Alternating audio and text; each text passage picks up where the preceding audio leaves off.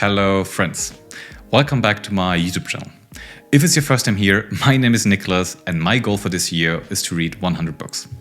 In this series of videos, I wanted to give a brief overview and summary over each and every one of them and put my own personal rating on it in the end. So without further ado, let's get right into it and start off with book number 1. Project Hail Mary by Andy Weir. This book is written by the same author as The Martian, Andy Weir's debut novel that came out in 2015 and helped him to become a novelist superstar. You might want to watch the movie adaptation with Matt Damon, it's pretty good. In his third book now, the author follows the same approach to his narrative than with his other books.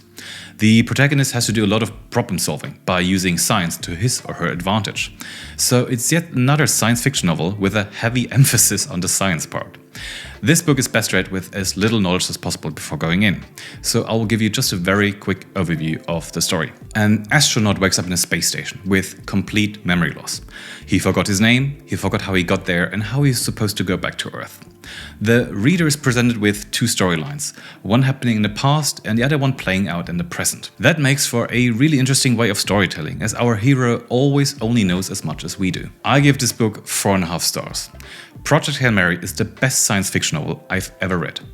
I haven't read that many, but it's still the best. The plot twists are gripping, the science feels well researched, although some of the solutions can feel a little bit like a stretch, which is why I have to take half a star off. Nevertheless, Project Hail Mary is an amazing book, whether you're into science fiction or not, or whether you're into science or not. How to Win Friends and Influence People by Dale Carnegie. This book was known to me for such a long time, as whenever you search the internet for best non-fiction books, it always pops up somewhere in the top 10. It's hailed as the Bible for social networking and human interaction. It was written in the 1930s by a then very popular life coach named Dale Carnegie. He gave workshops, he wrote books, and coached people to become better in their craft. This is his magnum opus, a guide on how to come off as very likable to other people. As the title suggests, it teaches you techniques and manners that are statistically speaking supposed to resonate well with other people. I give this book 3 stars. To my taste, most of these tips are well justified and I see where the author is coming from, or why people even nowadays hail this as the definitive guide of human interaction. For me though, the book has 2 issues. First, human interactions are natural. We are not robots designed to follow certain rules at all times. So the book is selling somewhat of a false promise in that it tries to break down sympathy into strict rules, whereas in real life, a bond to another person can rely solely on the most subtle and non-verbal gestures. Secondly, and this is what sort of ruined the book for me a little bit, it's filled with so many examples.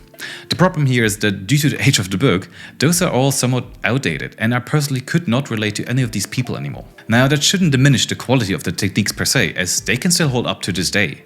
But I would suggest to rather read a good summary on it, as 80% of this book feel a lot like fluff and self-adulation of the author. Cannery Row and Sweet Thursday by John Steinbeck.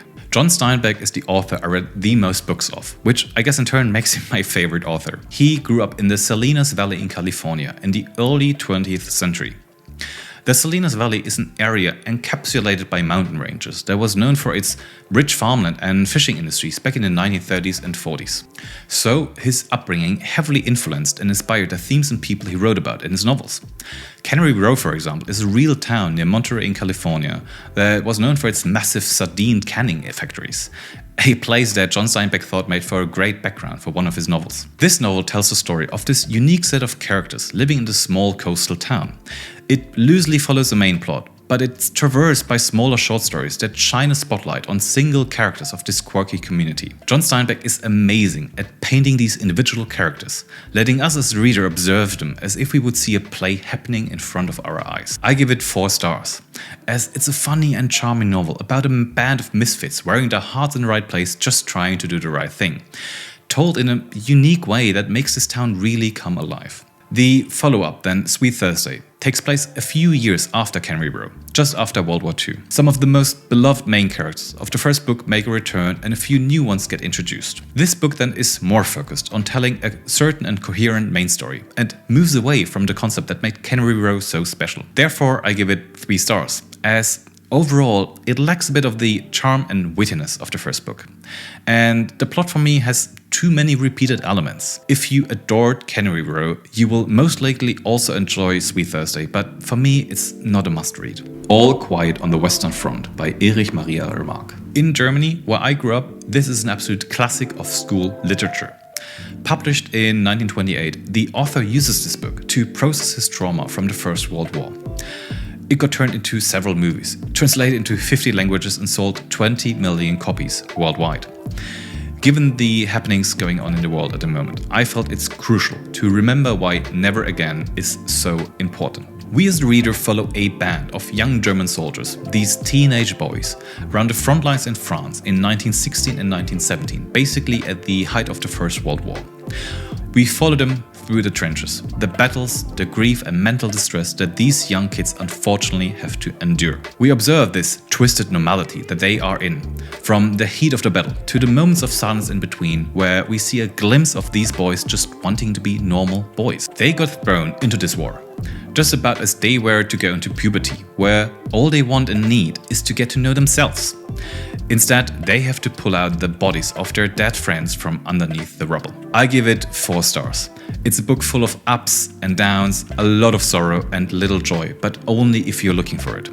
A classic of war literature, and recommended for those who are interested in and can take in the horrors of war, especially these days. So, these were the first 5 of 100 books this year. If you enjoyed this content, please leave me a like.